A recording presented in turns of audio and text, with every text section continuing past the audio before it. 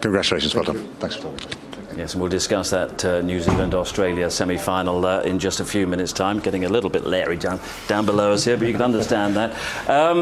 Adam Jones's injury, after about 10 minutes, that came even before Sam Warburton's sending off. I mean, the odds were stacked. Yeah, that was a big loss, but I think we struggled the first half of the scrum, but fair play, went in half-time, sorted that out. Toby did some great work off the back. And full credit to the boys. I think the way they reorganised themselves in that second half. We were saying, to put the ball off the park. They backed their fitness. They backed themselves with the ball and kept it on the park and put the French under so much pressure. Spirit was there. The one thing that was lacking, as we were mentioning just a few minutes ago, was cool decision making. And Stephen Jones's drop goal opportunities, well, a couple of them went begging. Well, it surprised me because he's the most experienced player. Francois, we said it's probably likely that Warren Gatland will bring him on because just the way the game had gone, and he did some very good things. He put the ball in behind a couple of times and got Wales into the territory. But this was a series of attacking moves, and it was looking like they were lining up for the drop goal, and then just. We were saying, go for it, son. Have a go, have a pop. Take your chances because it's the dying end of the game, and you could see he's trying to get himself into position. He wants to be on the right hand side of the field. That's his favourite boot, and I would have thought give him the ball there, give him the ball now, and let him go for it. But he didn't. I can't tell you in 2003 how many times we practiced this in the build-up, because you need to. Under pressure, you need to practice that. Everyone needs to know what's happening. Zigzag with the forwards either way, and then drop into the pocket. Well, both of us are sitting here as World Cup winning captains because of a drop goal. Yeah. And it's Kitch Christie, our coach, always used to say that a drop goal is the easiest 3 points on the field if you do it well, but you've got to practice for that. And we thought, have a go, son, take a pop. Yeah, and Stephen got one badly wrong just before that. Would his confidence have been affected? But he's not that. Maybe. I just think he was waiting there to get a little bit more momentum, front foot, get the French on the back foot so they can't charge down. And in the end, obviously, with 14 men, we probably run out of a few carriers. Stephen's taken it on himself and unfortunately knocked the ball on. But I say such a brave effort is disappointing. Toby Faletau we've picked as man of the match. Jamie Roberts was quite close, and he's been talking with Martin Bayfield as well. Well, Jamie, that has to be one of the bravest performances anyone has ever seen from not just the Welsh team, possibly any team. But at the end of it, it is no consolation to you, is it?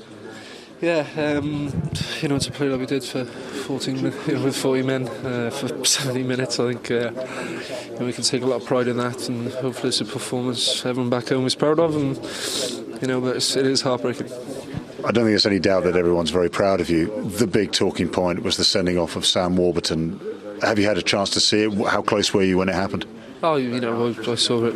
It's the referee's decision, and that's final. So, obviously that's out of our hands as players, and I'm not going to comment on that. You could have folded at that stage. You'd already lost Adam Jones. What was said? What was the feeling within the Welsh team after that moment? Obviously with 40 men, you have to close your game up a bit, and a little stint with me in the scrums was quite interesting. But we went to for a kick chase game, and it paid dividends. Really, we clawed our way back territorially, and Steve put some nice field touch finders in when he came on, and we had a couple of opportunities to win the game. And unfortunately, Steve hit the post. Lee, I think, was half a metre short with his kick from halfway, and that's the fine lines at this level. And but hopefully, we've done everyone proud. When Sam went off, a lot of players stepped up to fill those gaps. Toby Faletau put in a huge performance. A lot of players found strength deep within themselves in a very, very tough game today. Yeah, and that's what it's about. We train a lot with 14 men. We do it in training. We defend with 40 men for situations like this to happen, and we defended for our lives out there, and it just wasn't to be today, unfortunately. Still a remarkable journey for Wales. Huge, good feeling towards the team here in New Zealand and around the rugby watching world. Does that do anything to ease the pain that you're experiencing? I think it does. I think we've made a lot of people proud. We've made a lot of people, I suppose, stand up and watch. Stand up and realise that we're forced to be reckoned with, and there's a lot of young players come through and really put their hand up on the world stage, and that's what it's about. Touring, we've had a great laugh, and certainly we'll train hard this week. We won't throw all this away, and we'll look to win next week as well. And a big consoling arm around you, skipper. Oh yeah, no, he'll be fine. I'm sure he'll be fine. Well done today. Thanks a lot. Cheers. Jamie Roberts, what a World Cup he's had, and players like Jamie are the future of Welsh rugby, and the young squad that's around him. What do you think can be achieved over the course of the next 4 years? it's limitless, really. I think, like you say, I think probably only Shane is the only guy who might not make the 2015 World Cup out of that starting 15. I think he's owned up to that, yeah. So, the rest of the guys, 23, 24, and there's a lot of young talent coming through back home as well. So, the one positive to take from today's game is, 4 years' time, we're going to be some side to beat. Are there more positives to take from this? It won't have a damaging effect. It won't have a damaging effect, but international rugby is about the here and now, and as much as we can dress up, those players will be devastated. Absolutely. International rugby is about the here and now, and as much as we can dress up, those players will be devastated. Absolutely devastated. Interesting to hear Jamie Roberts saying that they train with 14 men. Unfortunately, I doubt they train without Sam Warburton, because if you were going to have one player sent off, he was definitely not the player, because in a rearguard effort, along with his mate Toby Faletau, he would have been outstanding. And that was probably the one player they didn't want to have sent off today. Yeah, how impressed have you been with him? No, I've been impressed, not only with his play but also his leadership. After they lost to South Africa, when he was interviewed, he was composed.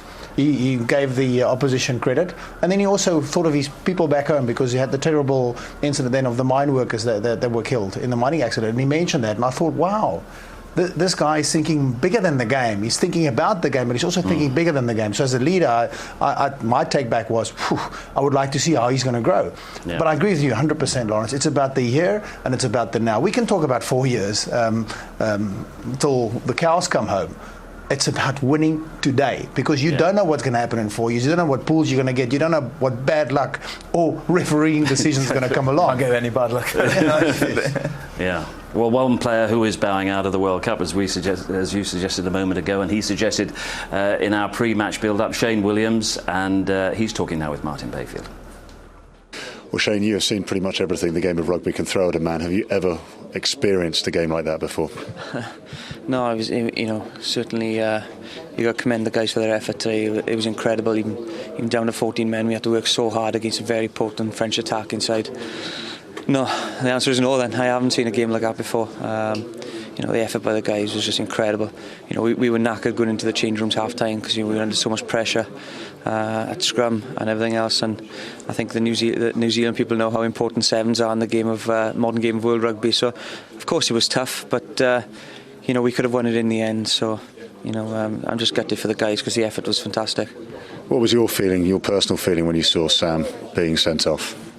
Well, obviously it's difficult enough playing against France with 15 men on your side, but we knew, Sam is a massive, important part of the Welsh team. 7 is probably one of the most important positions on the field. So of course, he knocks you for 6 when things like that do happen. But things do happen like that in world rugby, and unfortunately it's happened to us at the worst possible time. Sam's not a malice player whatsoever. Certainly his history will show that, but you've just committed to the tackle. And these things do happen, so you've got to feel for Sam, because there's one guy that plays with a heart in his sleeve, and that's Sam, and there's no blame thrown on him whatsoever. Do you feel a little bit of bitterness towards the French team, that they're through to the final, having lost 2 pool games and having got to the final in those circumstances?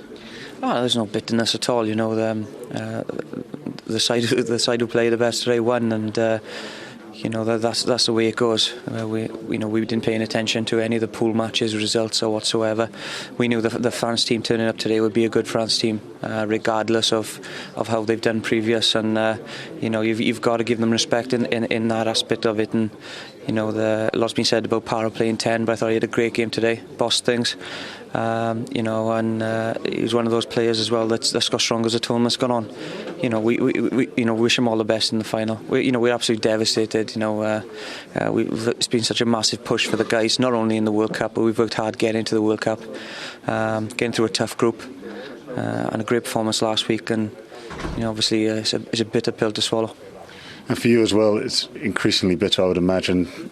The 3rd and 4th playoff game is still to come, but potentially that will be your last game in a Welsh jersey. But I get the feeling that because of today, that will be a match with added importance, and people won't just view it as the game that no one wants to play in. Oh, not at all. Any game you play for your country, regardless what it is, group, 3rd, 4th, final, semi-final, you give it your all, and you're excited for anyone you play your best.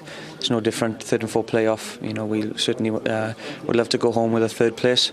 Would have loved to come back with a final place in the final, but that's not going to happen. So No, it's it'll be coming to the end of my career now, and it'll be probably an emotional time. But like I say, I'm immensely proud of the guys, the effort they've shown throughout, and probably especially today, biggest effort of all. And we just come about that short, I think, in the end as well. So, full credit to the guys. Take my hat off to them. They've been fantastic throughout. It was a gutsy performance today. A pleasure to witness it. Bad luck though. Well done. Thanks, man. Cheers. Thanks a lot.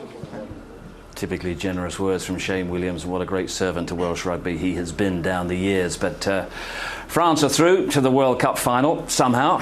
But who will they play? After the break, we'll look ahead to tomorrow's second semi-final as the great rivals New Zealand and Australia meet here at Eden Park.